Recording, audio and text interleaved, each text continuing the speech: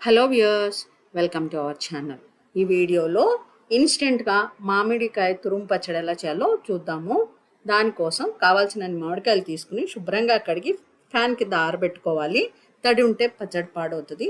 ఆరిన మామిడికాయల్ని చెక్కు తీసేసి తురుముకోవాలి. చెక్కు తీసిన తర్వాత చిన్న చిన్న ముక్కలుగా కట్ చేసి మిక్సీలో కూడా వేసుకోవచ్చు, కానీ ఈ టెక్స్చర్ రాదు.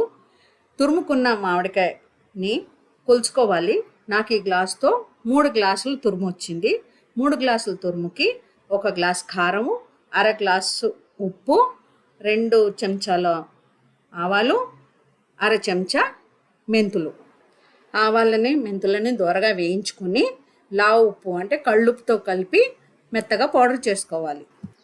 ఇప్పుడు తురుములో 1 గ్లాస్ కారం, పౌడర్ చేసుకున్న ఆవాలు, మెంతులు, ఉప్పు పౌడరు వేసి కలిపిన తర్వాత కొద్దిగా పసుపు కూడా వేసి మళ్ళీ కలపాలి.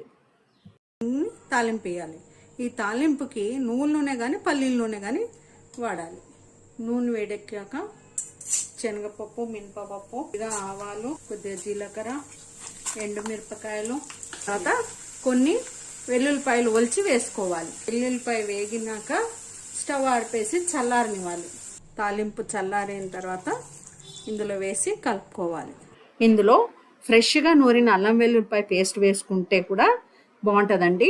ఆవతో చేసుకుంటే ఒక రుచి, అల్లం వెల్లుల్లిపాయతో వేసుకుంటే ఇంకో రుచి అండి.